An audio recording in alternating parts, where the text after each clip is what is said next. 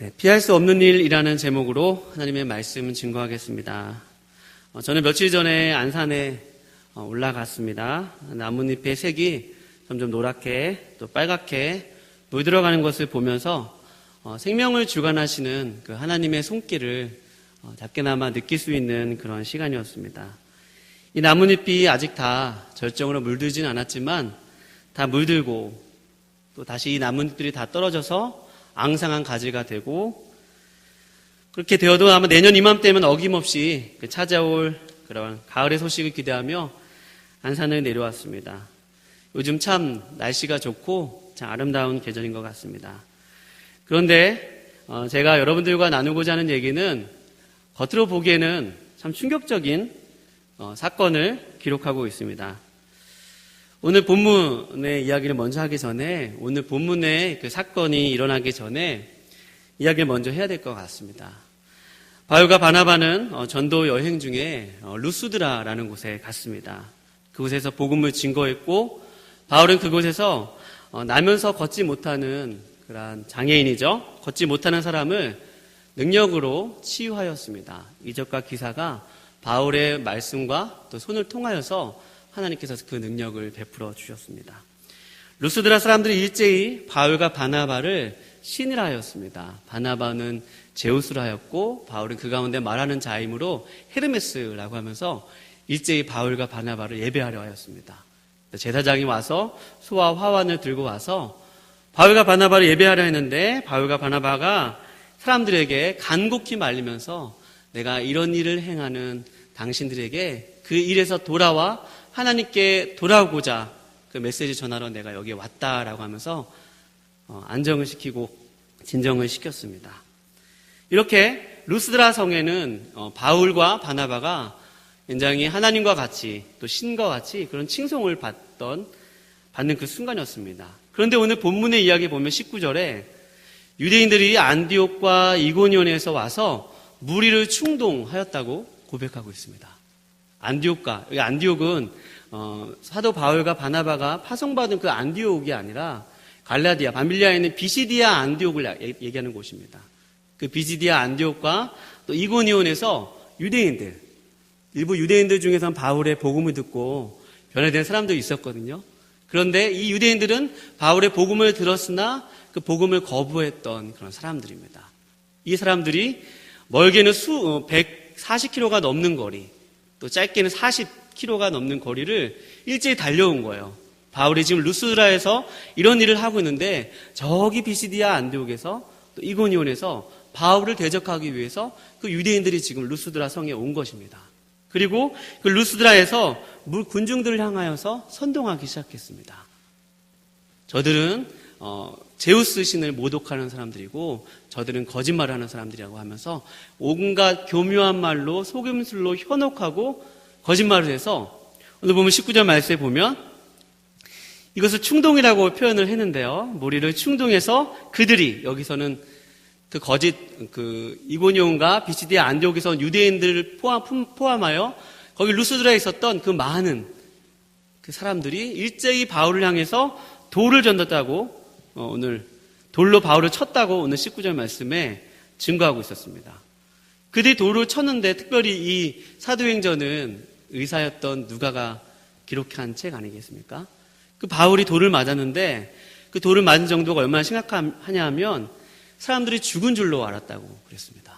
그 돌을 맞았는데 굉장히 끔찍하게 돌을 맞은 거죠. 그 돌을 맞고 죽은 줄로 알고 시외로 끌어내쳤다고 했습니다. 여러분, 생각해 보시기 바랍니다. 어떤 사람을 돌로 쳐서 죽이기 위해서는 그 몇 사람만 그 의견에 동조해서는 결코 일어날 수가 없습니다. 그 지역에 속한 사람들이 대다수가 여론 형성이 그렇게 되어야지만 돌을 쳐서 죽여도 그 돌을 들고 가담하지 않아도 옆에서 구경할 때 반대자가 없어야 그렇게 가능한 것 아니겠습니까? 그러니까 그 당시 비시디아 안디옥과 이고니온에서 온 유대인들이 얼마나 루스드라 성에 있었던 사람들을 얼마나 깊이 현혹을 했으면 거기서 일제히 바울을 향해서 제우스라 하고 바나바를 향해서 제우스라 하고 바울을 향해서 헤르메스 신이라고 막 칭송하고 찬송하고 예배하던 사람들이 한순간에 폭도로 변해서 지금 돌로 치고 있는 장면이에요. 바울을 죽이라고 그러고 바울은 저 사람은 거짓말쟁이라고 그러고 돌로 치는 장면이 오늘 본문에 나와 있는 것입니다. 여러분, 이 이야기의 행간을 저는 이렇게 길게 풀어서 여러분들에게 설명을 했지만 이 행간을 읽으시면서 어떤 감정이 일어나십니까? 아마 의분이 일어날 것입니다. 하늘에서 불이 나와서 나 다 태워버렸으면 좋겠다. 저기 돌 던지는 사람, 바울에게 돌 던지는 사람들을 향해서 하나님께서 확 불을 내려서 쓸어버렸으면 좋겠다. 이 얘기가 만약 우리의 이야기라면 내가 큰 이만한 돌을 맞았으면 더 큰 돌을 찾아서 저 사람을 던지고 싶다. 뭐 이런 생각도 들 것 같아요. 이런 심정도 들 것 같아요. 저의 생각이었습니다. 그런데 그러나 바울이 돌에 맞는 장면과 또 그러나가 아니고 그런데요. 바울이 돌에 맞는 장면과 슬픔이 또 긴장이 고조되지 않을까 이런 기대감을 가지고 이 장면을 읽을 수도 있을 것 같습니다. 그런데 오늘 성경을 잘 보시면서 제 말씀을 들어보시기 바랍니다.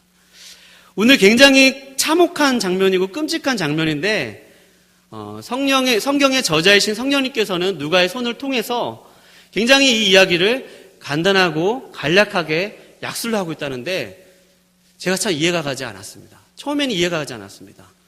그 많은 이야기를 담고 있고 그 많은 감정들을 가지고 있고 그 많은 슬픔과 그 많은 고통을 가지고 있음에도 불구하고 바울은 그냥 돌에 맞았다. 죽은 줄로 알아서 시외로 끌어갔는데 그가 다시 그 자리에서 일어났다는 것입니다. 근데 더 황당한 것은 여러분 말씀해 보시면 그 돌에 맞고 바울이 일어난 것도 기적이죠. 일어났는데 다시 루스드라에 들어갔더라라고 얘기하고 있습니다. 여러분 루스드라에는 누가 기다리고 있죠? 바울을 지금 죽이려고 안달이 난 사람들이 돌을 들고 다 던지지 못한 돌을 들고 기다리고 있었겠죠. 그러나 죽은 줄만 알았는데 바울이 살아 돌아오면 일제히 또 달려들 것은 뻔한 일 아니겠습니까? 그런데 바울은 그 표현 앞에다가 비장한 각오로 이런 표현 하나만 넣어도 좋을 텐데 그런 말도 아예 없고 그냥 루스드라로 들어갔다가 또 이튿날 바나바와 함께 더베로 갔다고 했습니다. 우리가 지도를 보진 않겠지만 루스드라의 그 옆에 있는 더베로 가서 그 극심한 환난을 당해서 복음을 증거했는데 더베의 수많은 사람들이 복음을 믿고 돌아왔더라라고 고백했는데 이 더베에서 이제 전도회 거의 끝까지 온 것입니다. 이 더베에서 딱 마치고 돌아가는 일만 남았어요. 비시디아 안디옥이 아니고 바울과 바나바가 파송받았던 안디옥 교회로 돌아가는 것은 지도상에서 옆에 있는 다소라는 곳에 바울이 태어난 다소라는 곳을 거쳐서 이렇게 복선을 그리면서 그대로 내려오면 되거든요. 근데 바울은 그렇게 가지 않고 오늘 본 말씀에 보면 21절에 오늘 말씀 보면 복음을 그 성에서 전하여 많은 사람을 제자로 삼고 루스드라, 바울이 돌에 맞은 곳이죠. 루스드라와 또 이고니온과 안디옥, 여기는 비시디아 안디옥입니다. 안디옥으로 돌아가서 라고 한 줄로 그냥 쭉 써 있습니다. 여러분, 이 일이 얼마나 엄청난 일입니까? 19절에 보면 안디옥과 이고니온에서 유대인들이 와서 무리를 충동했는데 그 유대인들이 기다리고 있는 바로 그 루스드라와 이고니온과 안디옥으로 다시 돌아갔겠다는 것입니다. 왜요? 그 돌아간 이유가 지금까지 바울이 증거하였고 바울이 설립하였던 그 교회에 그 지체들, 제자들이 걱정되었기 때문입니다. 그들이 분명히 나와 같이 이렇게 고난을 당하고 박해를 당하고 핍박을 당할 터인데 그들에게 분명한 진실을 알려주어야겠다.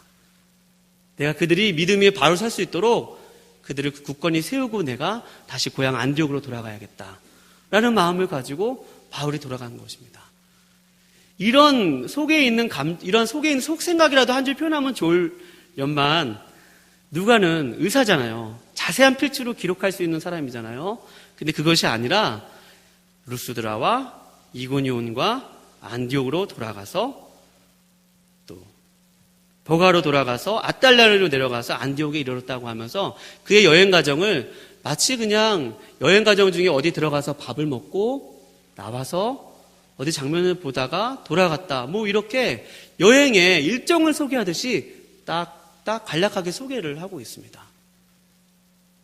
여러분과 제가 이 대목을 한번 주의 있게 살펴보았으면 좋겠습니다. 왜 그럴까요? 왜 성경의 저자이신 성령님께서 왜 이 일을 그렇게 간략하게 기술하셨을까요? 왜 그러셨을까요? 저는 말씀을 보면서 저의 과거를 생각해 보았습니다. 그래, 나 예수님 믿는 것 때문에 군대에서 모진 말도 많이 들어봤고 인격 모독도 많이 들어봤고 뭐 예수 믿는 것 때문에 다 드러내서 매맞진 않았지만 생각해 보면은 또 불공평하게 맞아본 일도 있고 이런 과거의 사건을 많이 기억을 했습니다. 그런데 현재 지금 나의 삶을 되돌아봤을 때 그런 모습은 그것은 과거의 나의 기념비적인 일이지 앞으로 나에게 이런 바울과 같은 핍박과 고난이 찾아오면 어떻게 될까? 라는 이 생각이 들어왔을 때 저에게는 의문이 들었습니다. 이 본문을 말씀을 보면서 분명히 제 마음 가운데 뭔가 하나님 제 마음에 두드림이 있었고 울림이 있었는데 이 핍박과 박해라는 주제를 여러분과 나눔에 있어서 마음이 참 무거웠습니다. 저는 그렇게 바울과 같이 살지 못하는데 여러분들에게 바울과 같이 사십시오라고 얘기할 수 있는 자신감이 첫 번째는 없었습니다. 저는 그렇게 살지 못하면서 여러분들에게 또 다른 종교적인 짐을 어깨에 놓아드리는 것이 아닌가 참 많이 부담감이 되었습니다. 그런데 오늘 본 말씀을 보면서 이 바울의 이야기를 이렇게 간략하게 기술을 하는 것을 보면서 제 안에 충격으로 다가온 것은 바로 나는 예수님을 믿는 사람으로서 핍박과 박해를 어떤 이벤트로 하나 일생일 때 거쳐가는 하나의 큰 사건으로만 기록하지만 성경은 그것을 우리의 천성을 향해 가는 데 있어서 하나님 나라에 들어감에 있어서 그것을 이례적인 일로 또 기념비적인 일로 그 다음에 이벤트로 다루는 것이 아니라 그것을 꼭 거쳐가야 하는 여러분 일상으로 표현하고 있다는 것입니다. 우리의 존재와 핍박이 분리되지 않다는 것입니다. 내가 예수를 믿는 사람이라면 핍박을 당하고 조롱을 당하고 또 세상에서 때로는 불공평한 일을 당하고 세상에서 때로는 실패자와 같은 모습을 예수 믿는 것 때문에 때로는 그런 모습을 보이는 것이 우리의 삶 속에서 분리되지 않는다는 것입니다. 여러분 아침에 일어나서 세수하고 양치질하고 밥 먹는 것 여러분 일상이지 않습니까? 간략하게 기술할 수 있죠. 그거에 대해서 뭘 그렇게 자세하게 기록하겠습니까? 오늘 성경의 기자가 오늘 이 바울이 핍박당하고 돌에 맞아 거의 죽을 뻔하고 돌에 맞아 죽을 뻔했는데 다시 그 돌을 들고 있는 사람들의 성으로 들어가고 또 사람들을 선동하는 그 사람들이 기다리고 있는 땅으로 돌아가는 이야기를 왜 이처럼 일상의 일처럼 성경은 간략하게 기술하는 것일까요? 그것은 바로 예수님을 믿는 여러분과 저의 삶 속에서 환난과 핍박은 그것은 바로 일상이기 때문입니다. 이상한 것이 아니기 때문입니다. 피할 수 있는 것이 아니기 때문입니다. 여기에 제가 두려워졌고 또 여기에 제가 이 말씀을 기록한 이 모습을 보면서 제 마음에 큰 충격과 큰 도전으로 다가왔습니다. 우리가 사도 바울이 돌에 맞는 장면을 보면서 마음이 편한 사람은 아무도 없을 것입니다. 우리가 이 일을 보면서 이 기록한 이 말씀을 보면서 여러분과 제가 주목하기 원하는 것은 바울이 당한 일도 중요하지만 그러나 이 일을 성경이 그냥 그렇게 우리의 평생에 거쳐가야 되는 그러한 일로 소개하고 있다는 데에 여러분과 제가 마음이 머물고 또 시선이 머물고 우리의 모든 것이 머물었으면 좋겠습니다. 성경은 그리스도인들이 고난과 핍박에 대해 자연스러운 것이며 또 일상적인 일이며 이것을 강조하지 않다고 해서 중요하지 않은 것이 아니라 자연스러운 것이라는 것이죠. 바울과 같이 돌에 맞기도 하고 감옥에 갇히는 모습을 보면서 만약 이 바울의 문제가 아니라 교회 한번 전체를 생각해 보시기 바랍니다. 교회의 자아상 여러분 만약 이러한 모습이라면 어떻겠습니까? 주님을 따라가는 사람들 중에 죄송합니다. 만약 교회의 자화상이 아니라 자화상이 이 바울이 돌에 맞아 쓰러져 있는 모습과 같은 자화상이라면 죄송하지만 아마 예수를 믿는 것을 아마 심각하게 다 고민할 수도 있겠습니다. 세상에서 교회는 실패한 사람들의 모습처럼 보일 수도 있습니다. 왜냐하면 세상의 기준과 세상이 요구하는 성공의 자화상과는 너무나 이질적이기 때문입니다. 너무나도 다르기 때문입니다. 세상은 힘을 더 키우려고 하고 더 가지려고 하고 다른 사람을 밟고 내가 일어서야 이기는 것이고 다른 사람이 내게 공격하면 나도 맞서서 대응하지 않으면 바보가 되고 나의 자존심을 지키지 않으면 때로는 도저히 잠을 이룰 수가 없어서 견디지 못하는 것이 세상의 논리입니다. 그러나 오늘 바울이 돌에 맞아 쓰러져 있는 그 모습을 보면서 우리 교회에 지체된 여러분과 저는 한 몸 지체된 여러분과 저는 어디에 있는지 되돌아보았으면 좋겠습니다. 바울의 전도 여행 과정에서 이런 환난에 대해서 못 이기고 중도에 이탈을 했던 사람이 있습니다. 그 사람은 바로 마가 요한이라는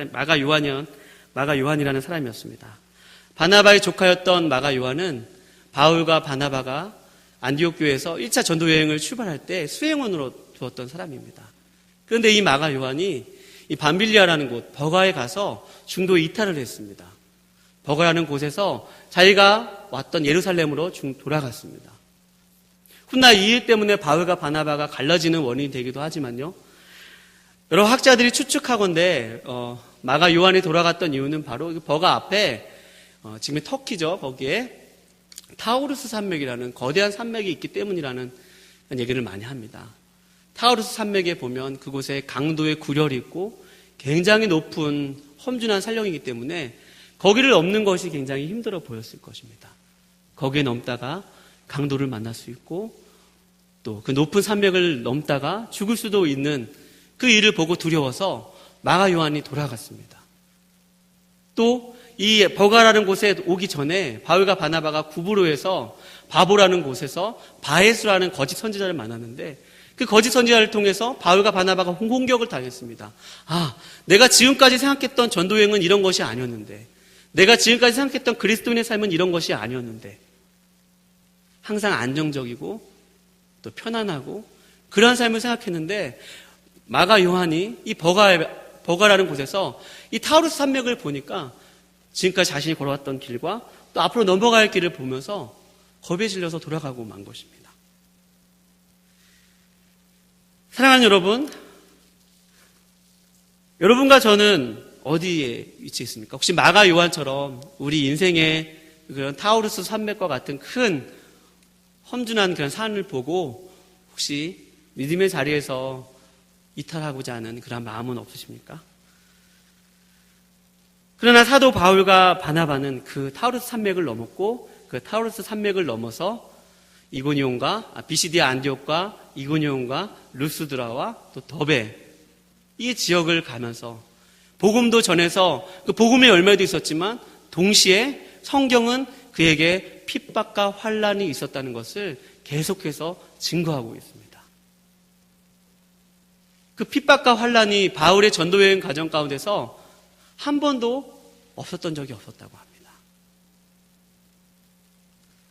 그 핍박과 환난 가운데서 하나님은 바울에게 큰 역사를 주셨고 복음의 열매를 또 복음의 증거들이 이방인들의 마음 문을 여시는 하나님의 큰 역사가 일어났던 것입니다.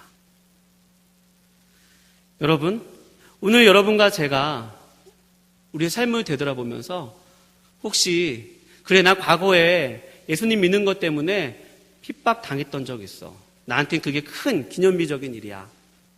나는 그만하면 큰 고비 넘긴 것 아니겠어?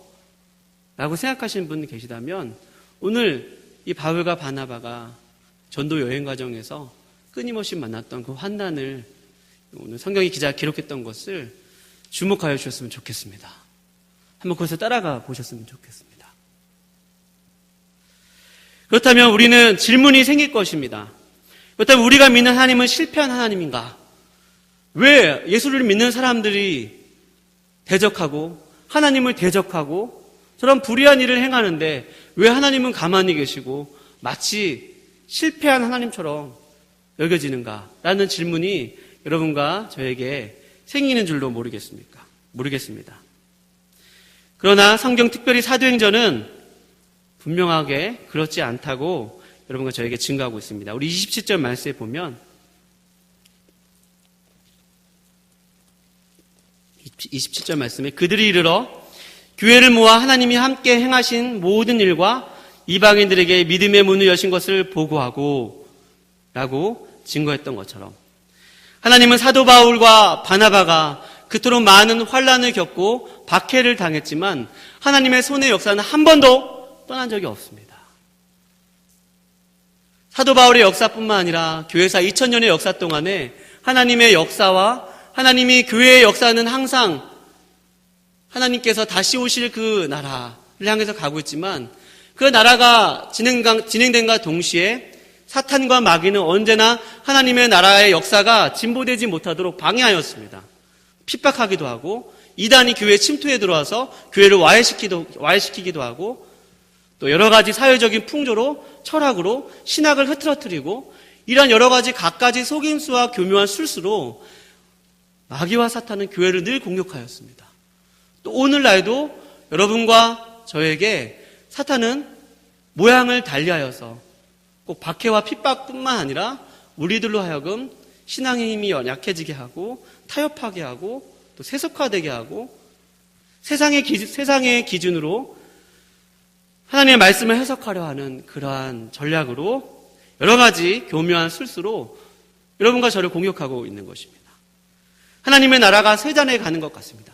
하나님의 교회가 쇠잔해 가는 것 같습니다. 그러나 교회의 역사를 통해서 보더라도 구약 창세기서부터 요한계시를 이르기까지 그것을 다 소개해드릴 수는 없지만 하나님의 나라와 교회의 역사는 여러분 쇠하지 않으면 여러분 믿으시기 바랍니다. 하나님의 교회는 쇠한 적이 한 번도 없었습니다. 사탄과 마귀가 끊임없이 교회를 공격하였지라도 끊임없이 박해할지라도 그곳에서 생명이 오히려 움텄고 그곳에서 생명의 역사가 더 크게 일어났으며 그 피의 흔적 속에서 생명의 역사가 더 많이 일어났습니다. 사도 바울은 고린도후서 6장 9절에서 10절에서 이런 고백을 합니다. 우리는 무명한 자 같으나 유명한 자요 죽은 자 같으나 보라 우리가 살아있고 징계를 받는 자 같으나 죽임을 당하지 아니하고 근심하는 자 같으나 항상 기뻐하고 가난한 자 같으나 모든 사람을 부욕해 하고 아무것도 없는 자 같으나 모든 것을 가진 자로다 라고 하고 있습니다. 그럼 무슨 말입니까? 성도의 삶에 있어서 그 운명이 우리 주님께 있으면 여러분 믿으시기 바랍니다. 하나님의 손이 성도들과 함께 있어서 성도들이 가난한 것 같으나 부유하고 핍박을 당하는 것 같으나 버림받지 아니하고 거꾸로 트림을 당하고 우겨싸움을 당하는 것 같으나 그것이 다 전부가 아니라는 것입니다. 하나님이 여러분과 저를 붙들고 계시기에 거기에 소망이 있는 것 같습니다. 환난은 인내를 연다는 소망을 이루느니 소망이 부끄럽지 아니함은 우리에게 구원을 주시는 그 하나님 때문이로라 라고 사도 바울이 고백하고 있지 않습니까? 여러분 우리가 환난 가운데 소망을 가질 수 있는 이유 그것은 바로 하나님이 여러분과 저와 세상 끝날까지 함께 하시면 여러분 믿으시기 바랍니다. 그렇다면 여러분 바울이 핍박과 박해를 일상처럼 여기며 살았던 그 힘의 원동력이 어디 있겠습니까? 그것은 바로 우리 본문 26절 말씀에 보면 거기서 배 타고 안디옥에 이르니 이곳은 두 사도가 이룬 그 일을 위하여 전에 하나님의 은혜에 부탁하던 곳이라 라고 고백했던 것처럼 사도 바울이 박해와 환난을 일상처럼 살아갔었던 그 이유는 바로 하나님의 은혜였습니다. 하나님의 은혜가 바울로 하여금 그 박해를 당하고 환난을 당해도 다시 루스드라 성으로 들어가서 또 이고니온으로 들어가고 비시디아 안독으로 들어갈 수 있었던 그 원동력은 바로 하나님의 은혜였습니다. 왜 그렇습니까? 바울이 도리에 맞아 죽은 것 같은 장면을 우리는 사도행전 앞장에서 많이 본 장면과 비슷합니다. 사도행전 7장에 보면 스데반 집사님이 복음을 증거했습니다. 근데 그 복음을 증거하다가 돌에 맞아서 순교하셨습니다. 그리고 그 맨 선두에 바울이라고 하는 5사람 사울이 가장 선두에서 그 스데반 집사님을 죽이는, 돌도 아마 가장 큰 돌을 던지고 사람들을 선동하고 저기 있는 저 거짓 스데반을 죽이라고 아마 사도 사울이 외쳤을 것입니다. 그 장면과 너무나도 비슷하지 않습니까?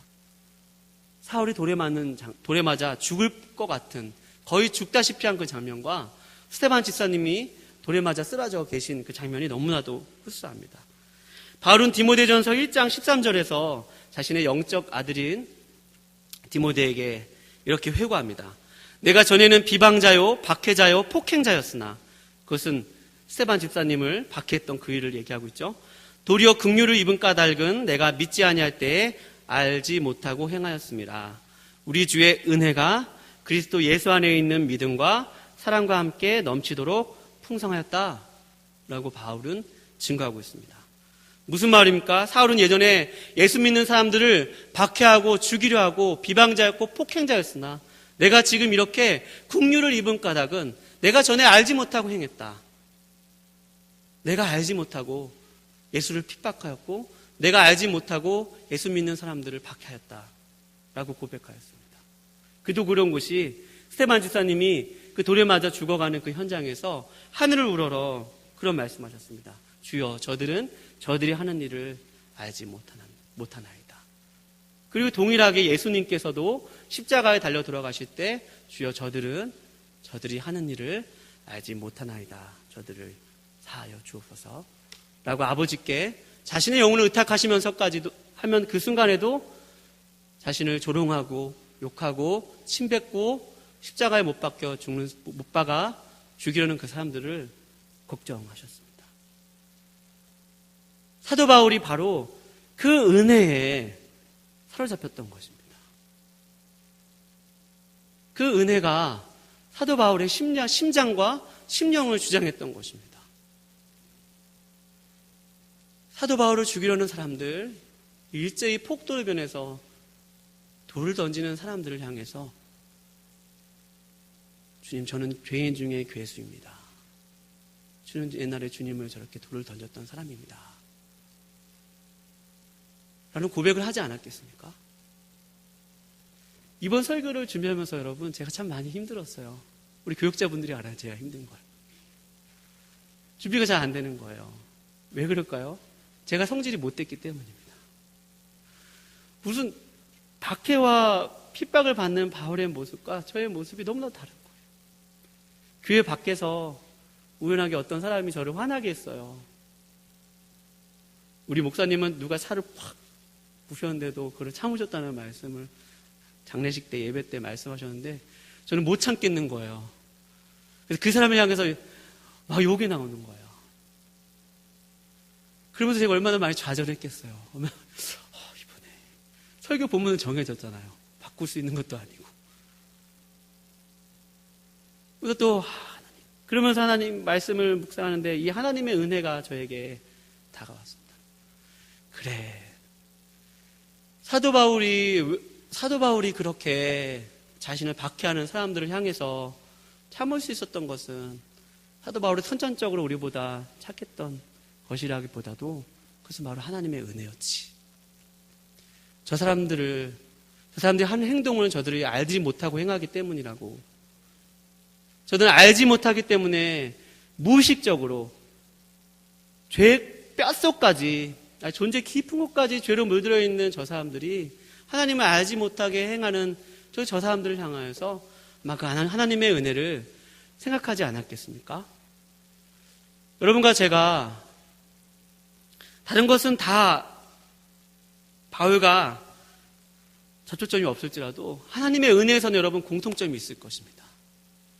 나 같은 죄인을 살리신 그 하나님의 은혜가 너무 귀해서 그 은혜가 다 소멸되어지고 그 은혜가 다 희석되었다면 여러분 주일마다 예배에 나오셔서 그 하나님의 은혜를 회복하시길 축원드립니다.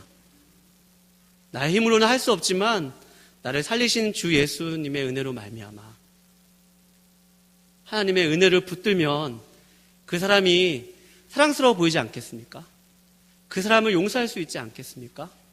나는 할 수 없으나 하나님의 은혜가 분명히 우리를 바울의 박해와 같은 모습이 우리의 일상이 되는 것이 어색하지 않을 것입니다.